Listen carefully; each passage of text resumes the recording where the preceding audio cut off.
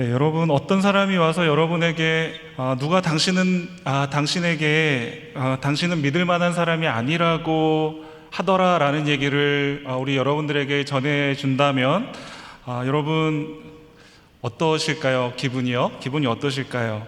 그래서 그 말을 들은 사람이 진짜로 자신을 멀리하려고 하는 그런 모습들이 보일 때 얼마나 속상하겠습니까?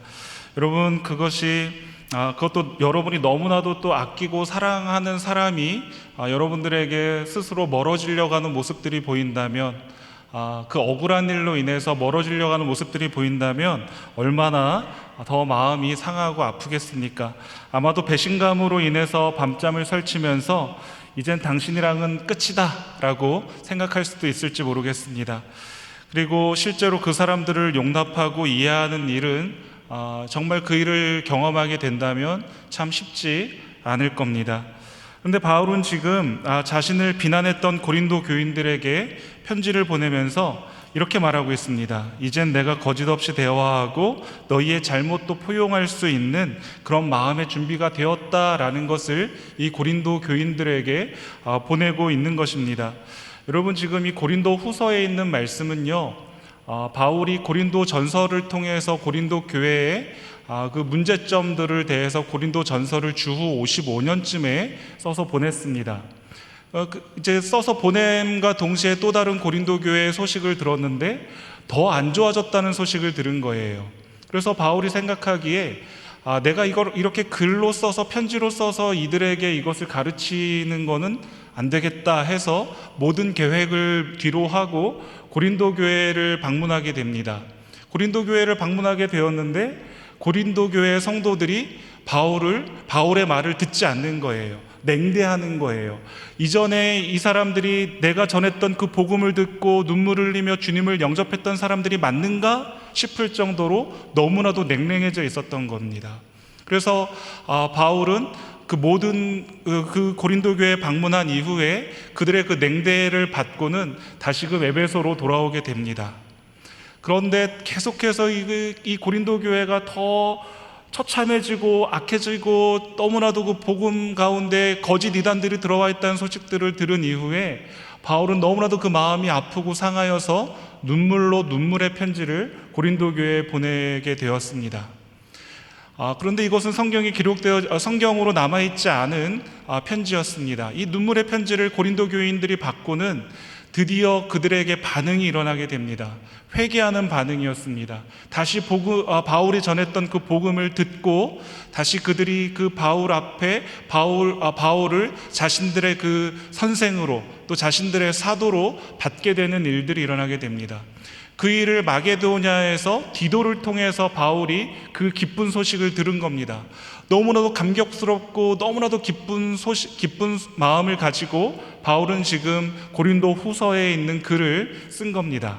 지금 그래서 바울이 이 눈물의 편지를 보내었을 때 고린도 교인들이 반응하여서 회개하고 바울을 다시금 자신들의 선생과 사도로 받게 되어지는 이 일들을 힘입어서 바울은 그 기쁜 마음에, 감격하는 마음에 왜 이들이 자신을 어디에서부터 어떻게 오해하고 있는지를 조목조목하게 고린도 교인들이 바울을 오해하고 있는 부분들을 하나하나 풀어서 해명하고 있는 글이 바로 이 고린도 후서라고 할 수 있을 겁니다. 여러분 그런데 지금 바울에게는 그 중에도 여전히 그 속에서도 바울을 인정하지 않으려고 하고 있고 바울을 중상모략하려고 하는 그러한 성도들이 그들 가운데 여전히 있었습니다. 바울이 여러 번 그 여행의 계획들을 편지를 통해서 알려줬는데 그 여행의 계획대로 바울이 하지 않았습니다. 그랬더니 바울을 향하여서 신뢰가 없는 사람이다. 여행의 약속을 온다 그래놓고 오지 않겠다 그래놓고 왔다. 그러면서 바울을 신뢰가 없는 사람이다 라고 말하기도 했습니다. 그는 글의 힘은 있지만 언변은 뛰어나지 못한 사람이다 라고 하는 말들도 있었습니다. 더 심지어는 바울은 예수님이 살아계실 때 예수님의 가르침을 한 번도 받은 적이 없는 사람이기 때문에 바울은 사도가 될 수 없다 라고 말하는 그런 거짓 교사들도 등장했습니다. 그러한 일들 가운데 바울은 지금 사랑하는 고린도 교인들이 그 거짓 교사들의 말을 듣고는 바울의 가르침을 멀리하고 계속해서 율법을 따르려고 하고 이방의 종교의 모습들을 더 가미해서 하나님을 섬기려고 하고 있었던 그 모습들에 대하여서 너무나도 마음이 아파 있었던 것이죠. 더 이상 바울을 사도로 인정하지 않으려고 했던 그러한 모습들 속에서 정말 괘씸해했던 그들에게 먼저 화해의 손을 청하고 있는 모습이 우리가 읽은 오늘 11절서부터 13절에 있는 이 말씀입니다. 자존심을 상하게 하고 분노를 일으켰던 고린도 교인들에게 이젠 그 오해를 풀고 함께 연합하자라고 제안하고 있는 겁니다. 이는 결코 그들의 과오를 지적하면서 그들의 코를 납작하게 만들려고 했던 의도가 아니었습니다. 또 그들의 잘못을 온천하에 알려서 그들의 중죄를 저질렀음을 지적하는 것도 아니었습니다. 바울의 의로움을 또 알리려고 하고 나타내려고 했던 모습들도 아니었습니다. 여러분 6장 4절에서부터 10절까지의 내용을 보시면 바울은 자신이 사도로서 어떠한 고난을 받았고 어떤 고생을 했는지에 대해서 기술하고 있습니다. 여러분 4절을 보시면 이렇습니다. 오직 모든 일에 하나님의 일꾼으로 자천하여 라고 말하고 있습니다. 이렇게 말하면서 많은 환난과 궁핍, 고난을 당했다라고 10절까지 이어서 말하고 있는 것이죠. 단순히 하나님의 일꾼으로서 내가 어떠한 고난을 받았다라는 것만 기록하고 있지 않다는 것을 4절부터 10절까지 우리가 읽어보면 알 수 있게 됩니다. 그래서 4절부터 10절까지 저와 여러분이 한번 성경을 통해서 함께 교독해 보도록 하겠습니다. 제가 먼저 4절 읽겠습니다. 오직 모든 일에 하나님의 일꾼으로 자천하여 많이 견디는 것과 환난과 궁핍과 고난과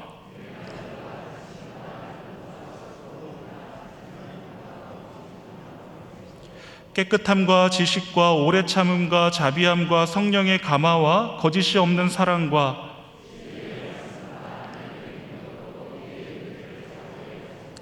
영광과 욕됨으로 그러했으며 악한 이름과 아름다운 이름으로 그러했느니라. 우리는 속이는 자 같으나 참되고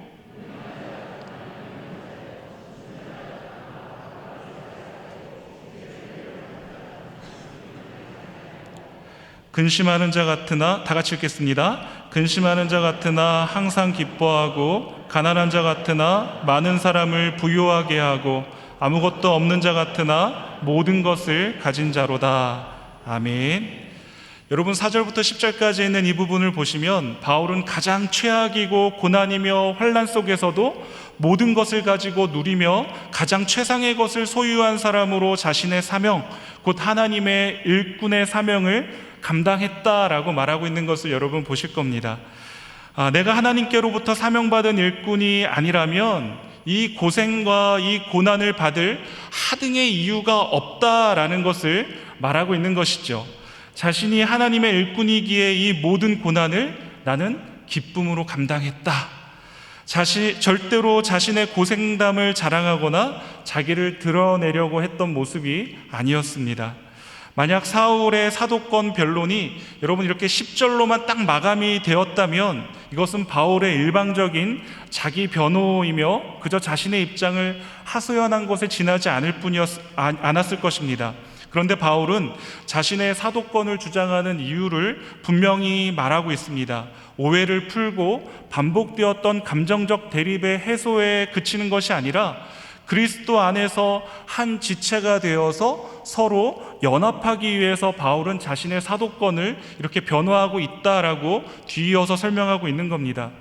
그런 이후에 11절에서 바울은 고린도 교회 성도들을 향한 자신의 지금의 심정을 밝히고 있습니다.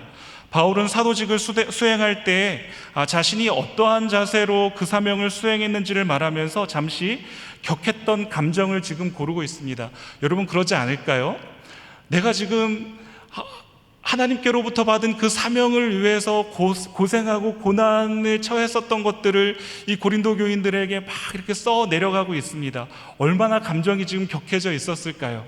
그런데 지금 11절에 들어서서 바울은 그 한숨을 고르고 있습니다. 한숨을 고르면서 호흡을 가다듬고 사랑스러운 음성으로 이렇게 말합니다. 고린도인들이여, 고린도인들이여. 이렇게 사랑스러운 음성으로 말하고 있는 겁니다. 여러분 이렇게 부르는 것은 고린도인들이여 이렇게 부르는 거는 지금 뒤이어서 내가 너희들을 책망할 거야, 너희들 지금 혼날 준비해, 이런 의미로 지금 고린도인들이여 라고 말하고 있는 게 아닙니다. 이렇게 부르는 것은 그들을 책망하고자 하는 것이 아니라 하나님께로부터 받은 사명에 일꾼된 그 기쁨과 감격에 찬 채로 바울은 정말로 이 고린도 교인들을 사랑하기 때문에 고린도인들이여 라고 부르고 있는 겁니다. 그렇기 때문에 이 고린도인들이여 라고 하는 말에는 모든 사랑을 담아서, 가장 진심을 담아서 내 가슴을 활짝 열어 다 보여주겠다는 의도로 사랑과 애정을 담아서 고린도인들이여 라고 말하고 있는 겁니다. 그리고 이어서 11절에서 이렇게 말합니다. 너희를 향하여 우리의 입이 열리었다 라고 말하고 있습니다. 여기서 열리다 라는 이 단어는 문을 열다, 잠겨진 것을 열다, 봉인된 것을 열다 라는 말입니다. 즉 숨김없이 다 말했다. 나는 내 속에 있는 모든 것들을 너희들에게 하나도 숨기지 않고 다 끄집어내어서 보여주었다. 아이고, 네, 이렇게 보여주었다 라는 것이죠. 그것을 의미하고 있습니다. 그리고 12절에서는 그리고 숨김없이 다 말했다, 숨기지 않고 자유롭게 말했다 라고 말하면서 이어서 말합니다. 우리의 마음이 넓어졌으니 라고 말하고 있습니다. 여러분, 이 말은 쉬운 성경 번역을 통해서 보게 되면 우리 마음을 여러분에게 활짝 열어 놓았습니다 라는 의미입니다. 우리의 마음을 다 활짝 열어서 숨김없이 너희들에게 내 마음을, 내 속뜻을 다 보여주었다. 난 더 이상 너희들에게 보여줄 것이 없어 라고 말하고 있는 것입니다. 그리고 12절에서는 바울 일행이 마음을 고린도 교인들에게 닫아놓은 것이 아니라 고린도 교인들이 마음을 닫은 것이다 라는 것을 다시 한번 짚고 있습니다. 여러분, 12절에 있는 말씀 한번 같이 읽어볼까요? 12절 말씀 같이 읽겠습니다. 너희가 우리 안에서 좁아진 것이 아니라 오직 너희 심정에서 좁아진 것이니라. 아멘. 이 말은 우리가 마음이 좁아서 너희를 오해한 것이 아니라 너희 심정이 좁아져서 우리를 오해한 것이다 라고 말하고 있습니다. 여기서 심정은 원어적 의미로 심장 또는 허파를 말하고 있습니다. 헬라인들은 심장이나 허파를 감정과 사랑 등을 담는 그런 그릇으로 생각했습니다. 결국 고린도 교회 성도들과 바울과의 관계에서 오해가 생기고 비난이 생긴 이유는 고린도 교인들의 그 심정, 그 곧 편협하고 옹색한 그 마음의 상태에 따른 것이었던 것이죠. 바울에 대한 여러 오해가 있었지만 말씀드린 대로 바울에 대해서 가장 크게 오해했던 것 중에 두 가지의 오해가 있었습니다. 첫 번째는 사도의 문제였죠.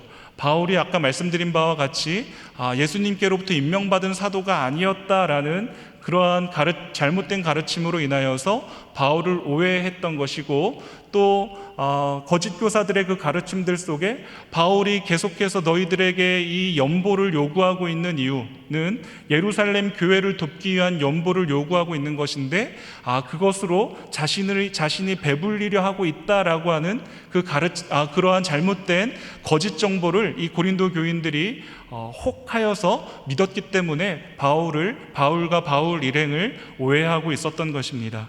이렇게 바울에 대해서 여러 가지 오해가 있었지만 특별히 사도권에 대한 이 오해를 바울은 크게 여겼습니다. 왜냐하면 바울이 사도된 것을 이 고린도 교인들이 인정하지 않는다면, 받지 않는다면 바울이 전한 그 복음이 아무짝에도 쓸모없는 복음이 되어지기 때문에 그렇습니다.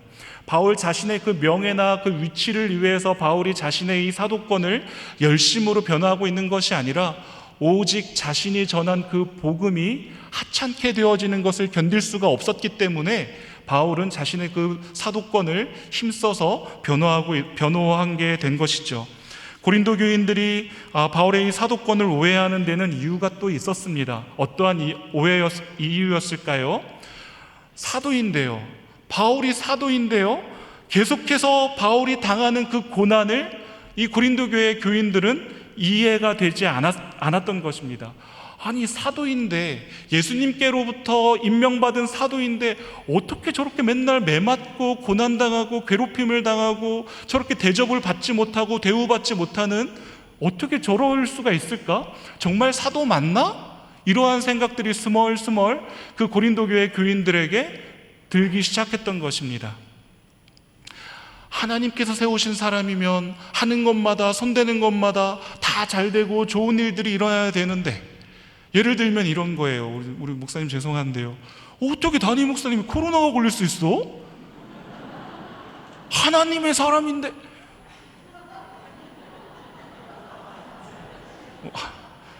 목사님 수습이 안 되겠습니다.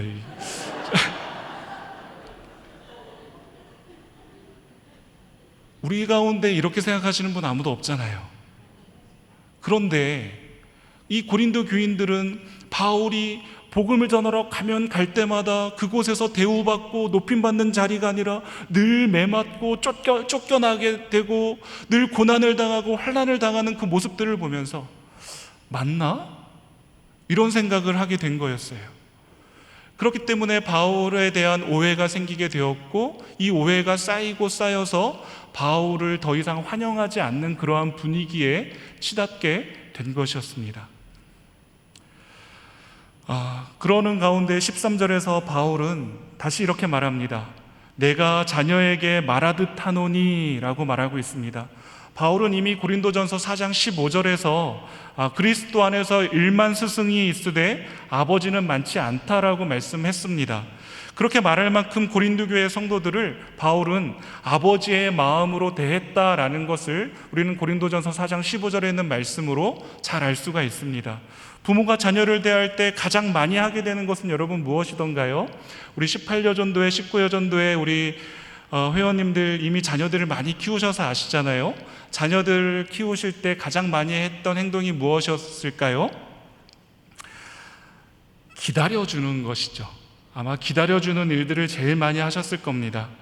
저만 하더라도 제가 사춘기였을 때 부모님에게 제가 하고 싶은 것, 또 제가 갖고 싶은 것을 관철시키기 위해서, 또 사춘기쯤 되면은 또 제가 또 머리가 굵어질 때였으니까 제 잘난 맛에 또 부모님에게 짜증도 부리고 억지도 피우고 했던 적이 있지 않았겠습니까? 그렇죠?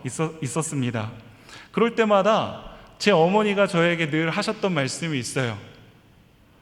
너도 너 같은 자식 낳아서 키워봐라. 그 말씀을 꼭 하셨어요. 그때는 제가 엄마를 이겼다라고 하는 그 마음에 살짝 그 좋았던 기분도 있었던 것 같습니다. 그런데 제가 이제 결혼을 하고 아이들을 낳고 그 아이들이 자라서 사춘기를 겪고 있는 자녀들이 되었습니다. 중고등학생들이 된 거죠. 사춘기 자녀들을 키우면서 이제는 좀 알겠습니다. 우리 부모님이 나를 많이 기다려주고 계셨구나, 나를 많이 참아주고 계셨구나 라는 사실을 이제 조금 알겠어요. 여러분, 기다림이었습니다. 부모는 자녀를 항상 기다려요. 마치 탕자가 돌아올 때 그 아비가 자식의 아들이 동네 사람들에게 돌팔매질이라도 당할까봐 동네 어귀에 나가서 자녀를 기다리고 있었던 것과 같이 늘 기다리는 역할을 하는 대상이 바로 부모였습니다. 바울은 고린도 교인들이 거짓 사도들의 농간에 넘어가 바울에 대해 옹색해졌다 하더라도 바울 자신만은 고린도 교인들에 대한 애정이 여전히 식지 않고 기다려주고 있었던 것입니다. 그래서 여러분, 저희들 13절에 있는 말씀을 같이 읽어봐야 합니다. 저희들 13절에 있는 말씀 같이 읽겠습니다. 내가 자녀에게 말하듯 하노니 보답하는 것으로 너희도 마음을 넓히라. 아멘. 그러면 여러분, 여기서 마음을 넓히라는 이 의미는 무엇일까요? 마음을 넓힌다라는 것은 무엇을 말하는 것일까요? 이 마음을 넓힌다는 것은 단순히 마음을 열어서 오해를 풀고 바울 일행을 마음으로 받아들이는 것을 말하는 것은 아닙니다. 결과적으로는 그러한 모습이 보일 거예요. 결과적으로는 마음을 열고 오해를 풀어서 바울 일행을 마음으로 받아들이고 바울이 전한 복음을 듣고 그 믿음이 더욱더 뿌리내리고 자라는 일들이 일어나게 될 겁니다.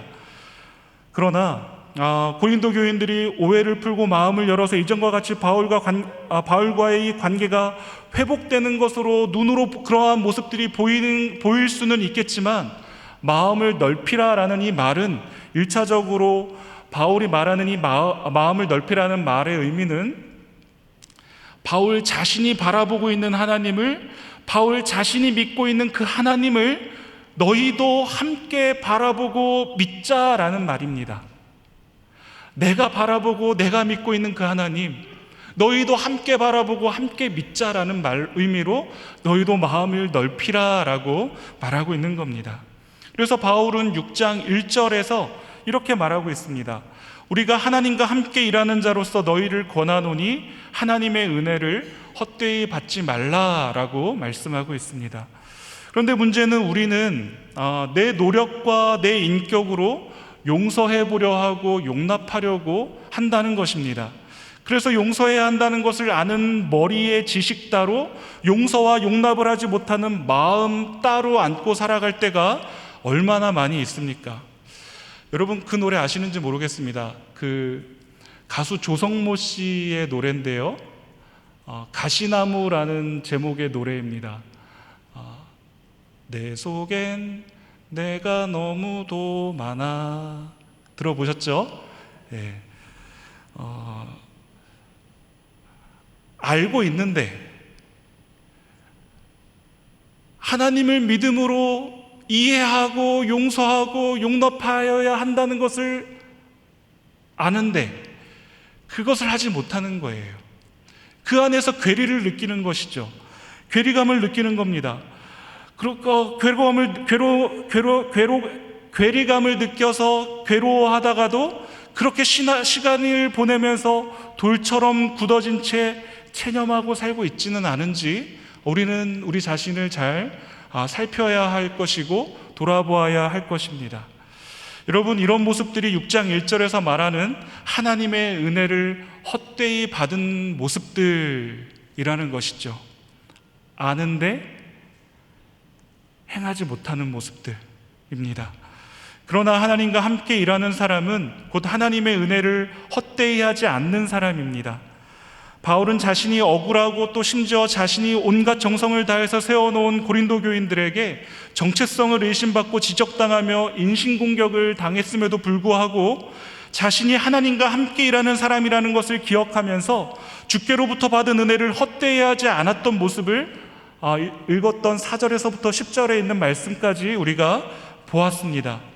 성도 여러분, 우리도 바울과 동일하게 하나님의 은혜, 예수 그리스도의 은혜를 받아 누린 사람들이 바로 저와 여러분들이지 않습니까?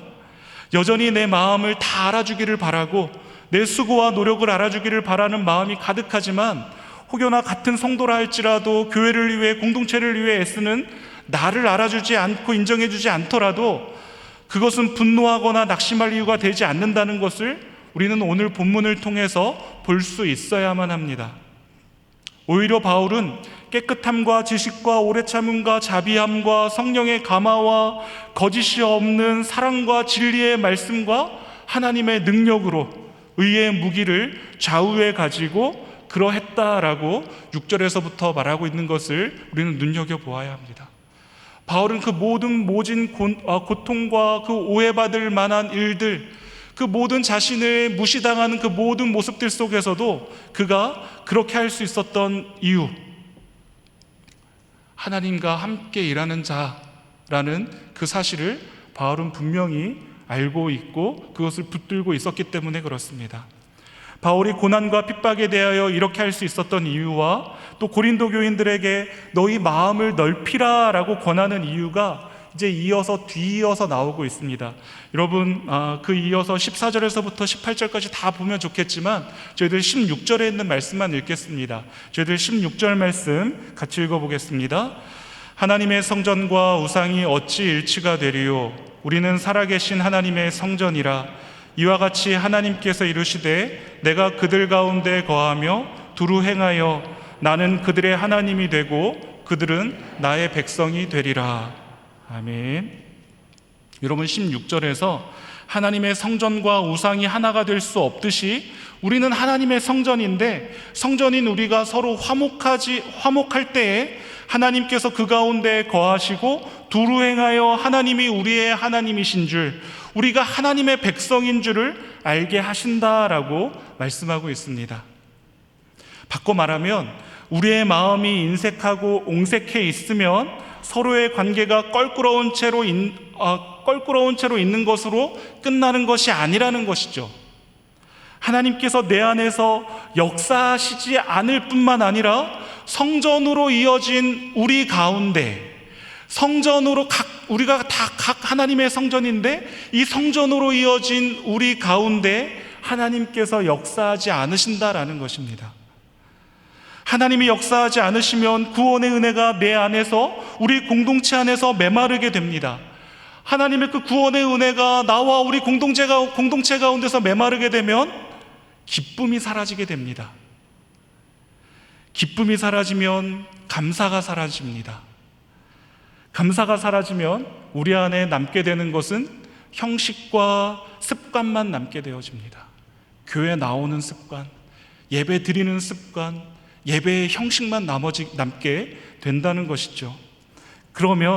그렇게 된다면 아무 능도 없고 아무 힘도 없는 껍데기만 남을 뿐입니다.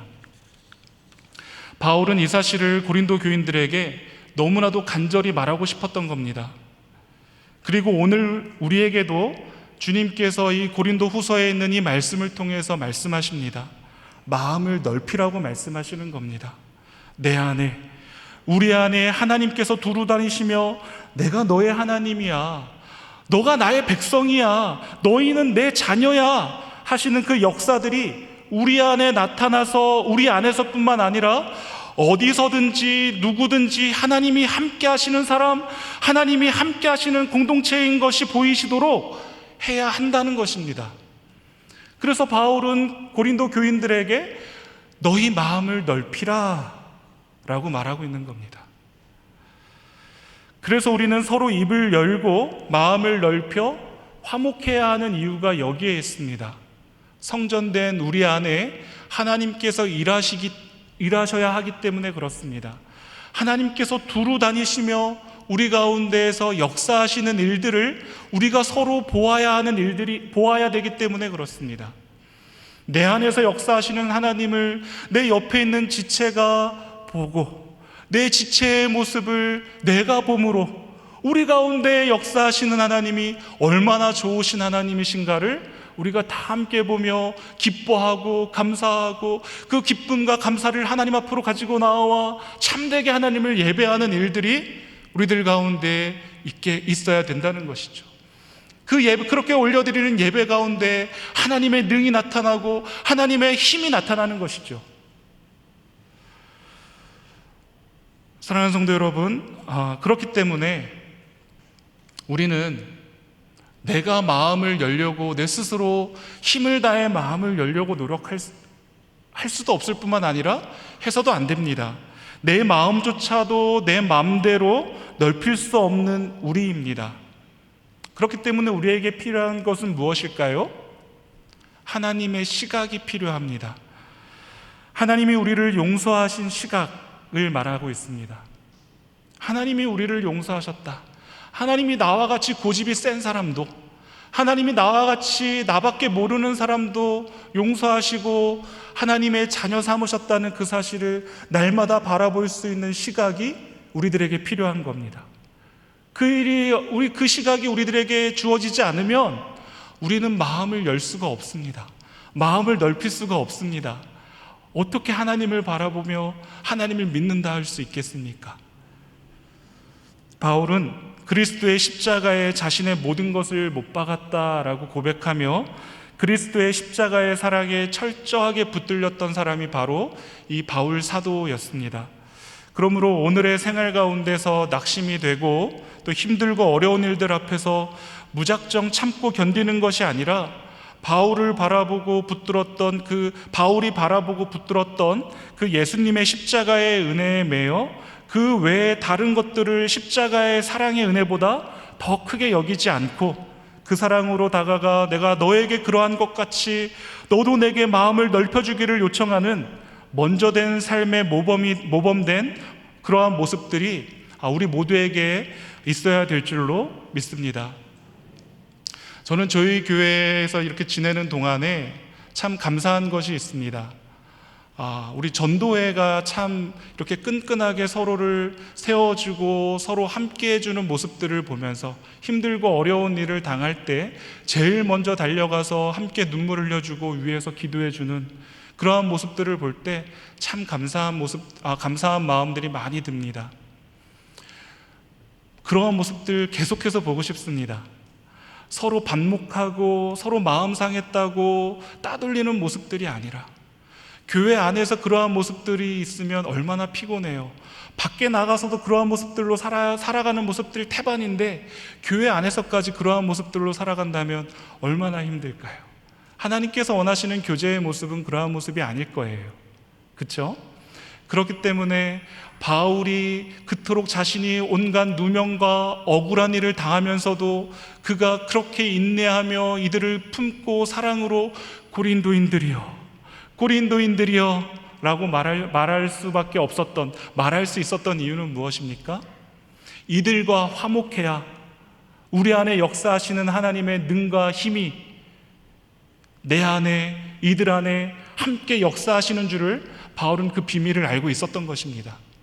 그렇기 때문에 저 사람이 마음에 안 들어서 저 사람을 멀리하는 것은 그냥 그것으로만 그치는 것이 아니라 우리 안에 하나님의 은혜가 흐르는 것을 가로막는 일들이 되어진다는 것입니다. 그러므로 그 마음에, 우리 성도님들의 마음 가운데 어려움과 불편함과 부담이 있으시더라도 우리는 이 말씀을 하나님의 말씀으로 받으셔야 될 줄로 믿습니다. 바라기는 우리의 마음을 넓혀서 우리 모두 안에 역사하시는 하나님의 은혜를 더 많이 누리며 증거할 수 있는 저와 여러분들, 특별히 18여 전도회, 19여 전도회 회원님들 되시기를 주님의 이름으로 축복합니다. 기도하겠습니다.